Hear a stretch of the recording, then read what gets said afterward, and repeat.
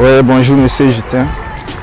Moi, c'est Moukaila Taufik. Je suis actuel joueur de Bolessou. Je joue au poste d'attaquant. Également, je suis très rapide.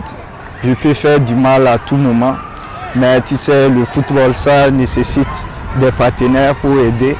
Mais dès que le jeu passe très vite, j'ai une bonne vision du jeu. Et puis, si mes partenaires sont concentrés, ils me suivent seulement, on peut faire du mal à l'équipe adverse. Alors cette année, on a vu un Moukaila Taufik très pimpant, très flamboyant, surtout sur le côté, qui va très vite avec des frappes instantanées. Alors parle-nous un peu de ta saison avec les requins mâles du littoral. Ah ouais, c'était une saison qui s'était bien passée. En tout cas, comme on était maintenu en 2-1, on peut remercier Dieu parce que c'était pas facile actuellement. Le championnat togolais, on voit des améliorations dedans. Donc c'est pas facile pour nous. On essaie de jouer, on a fait de notre mieux quand même.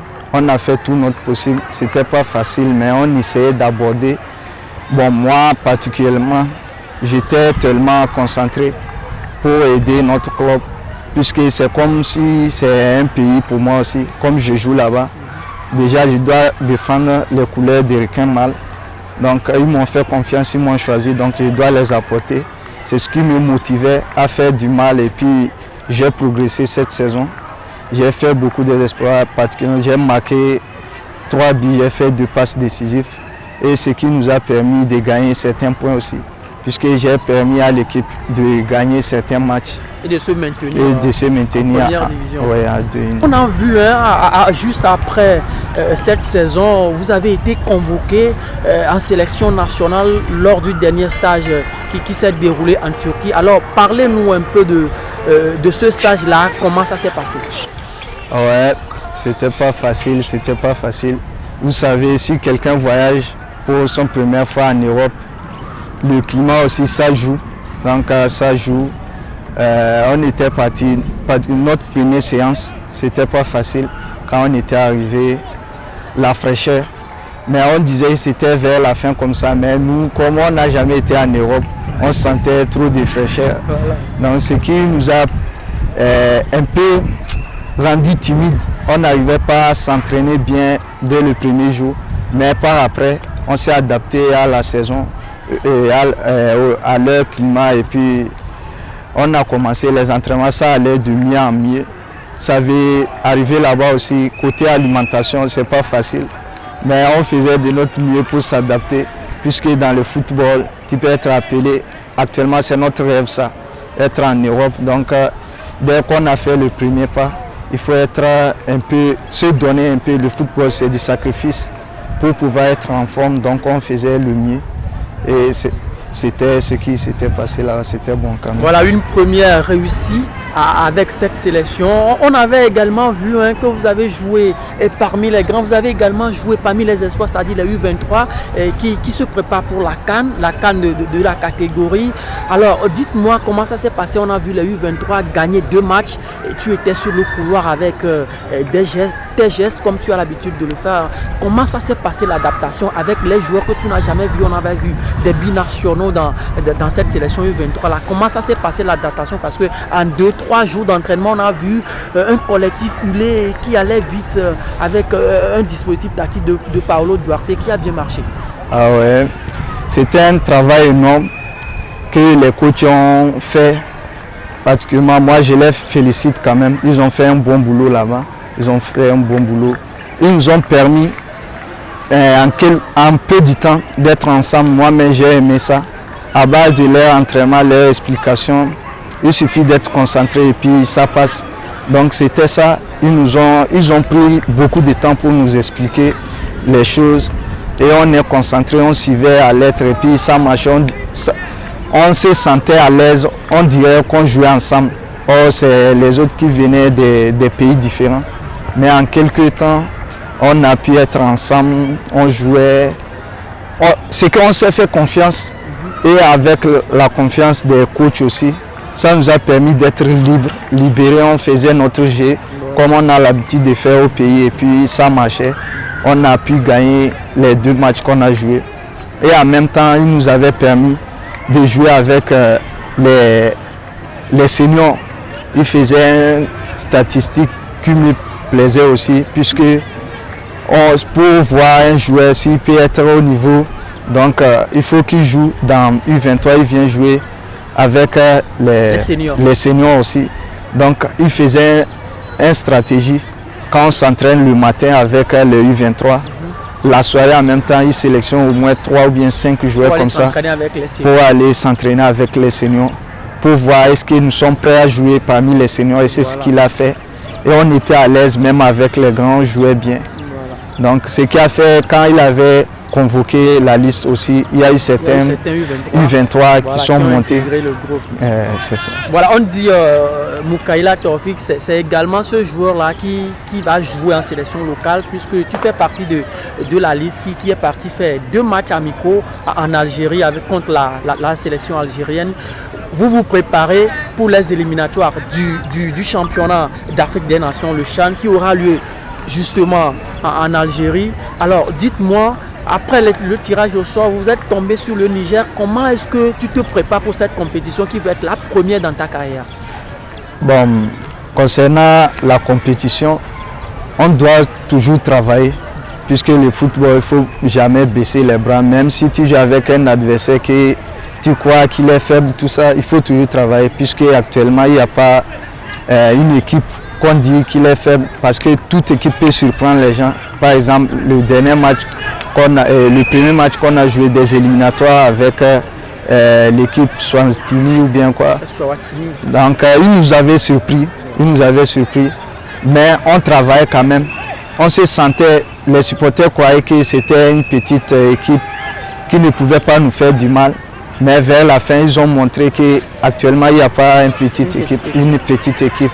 Donc, pour cela, on travaille. Les équipes qu'on nous avait confiées aussi, qu'on a eu à croiser dans notre poule, ce n'est pas des pays qu'on doit s'amuser avec. Pour cela, on travaille dur à l'entraînement. On va essayer de donner notre mieux. Les coachs aussi sont là pour nous encadrer, pour qu'on puisse remporter ces tournois. Sinon, moi particulièrement à la maison, comme avec mon académie, je travaille. Je n'ai pas beaucoup de temps pour me reposer, puisqu'on a une grande bataille qui nous attend. Donc on doit se défendre. On doit défendre la nation aussi. Donc tu sais, si tu défends la nation, tu sais ce qui t'attend. Donc il ne faut pas baisser les bras, rester, je vais me reposer, il n'y a pas le temps de repos. Là où tu viens, comment ça s'est passé jusqu'à ce que tu te retrouves à l'extrême sud du Togo pour aller jouer avec les Requins Mardi de Borussia? Au fait, notre académie est nommée TSA, ce qui veut dire Tchao Soccer Academy. Donc c'est une bonne académie, on forme même. Comme on n'a pas de moyens, donc on n'a pas de visibilité sur nous, mais on essaie de faire notre mieux. Nos coachs sont là-bas, ils forment les jeunes. Actuellement, mais il y a des jeunes performants là-bas qui s'entraînent. Depuis mon enfance, j'ai été recruté par leur coach là-bas. Il m'a intégré dans leur équipe, dans leur académie. Puisque comme c'est l'académie, ce n'est pas comme les autres académies bien organisées, tout ça. Donc tu viens là-bas avec les aides des parents et puis les trucs là, les coachs aussi s'en chargent côté matériel pour qu'on puisse être en forme. Donc c'est comme ça on a fait, on nous avait formé, on jouait des tournois, on gagnait, on battait presque toutes les équipes du Nord là-bas. Voilà. À un moment donné, on a cessé à faire d'académie, puisque tous les matchs on gagnait.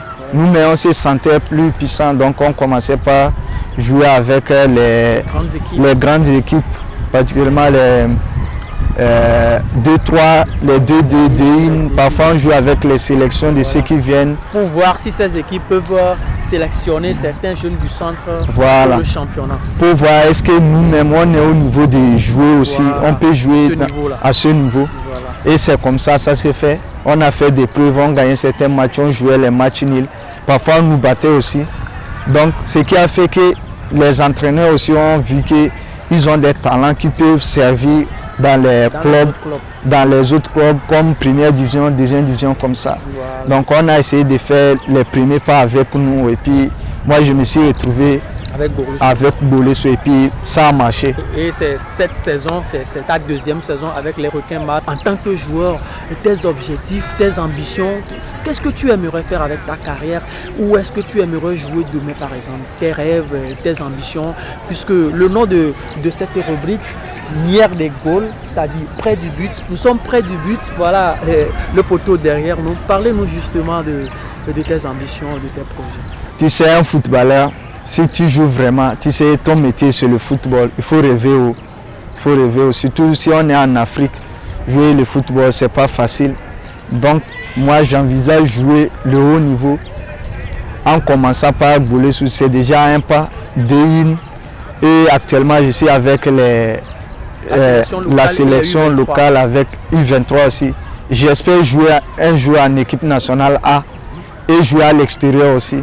Donc j'aime jouer dans les équipes. J'aimerais jouer dans les équipes comme le Real Madrid, les Paris Saint-Germain. Pourquoi pas? Tout est possible. Rien n'est tard si on travaille dur. On peut, dans tout moment, tout peut arriver. Donc on essaie de faire pour que notre carrière soit belle. Donc moi particulièrement, je parle de moi. Donc j'envisage jouer, faire une très longue carrière. Pourquoi pas, même si on ne peut pas atteindre les niveaux d'Adeba, on sait que tout est possible. Oui. Mais on peut faire mieux. Avec les Djenné, tout ça, les Bébou, les capitaines. Ça fait notre fierté, les photos là-bas, Alexis Romao, Fessou Plaka, tout ça. Parlant de ces capitaines, quel est ton idole dans le football? Quel joueur tu suis de très près que tu aimerais ressembler? Bon, moi, depuis l'enfance, on m'avait surnommé déjà Adébao. Voilà. Donc, que notre jeu, ça se ressemblait un peu. Donc, j'essaie d'être comme lui. Même si je sais que lui, à son âge, il était déjà sorti loin. Mais tout est possible avec le football. On peut gagner mieux. Par exemple, il y a eu des joueurs qui n'ont pas commencé vite, mais avec le travail, ils ont pu arriver. Donc, je crois en ça et puis je travaille. Je crois que ça va arriver un jour. S'il te plaît, à dire. Merci Taoufik. Merci. Le nom de l'émission, c'est Nière des Gaules, près du but. La première d'ailleurs avec le site togogol.tg. Nous vous souhaitons plein succès dans ta carrière, que ce soit en club, que ce soit en sélection, que le Tout-Puissant veille sur toi et que demain sera meilleur. Amen. Inch'Allah, ça ira.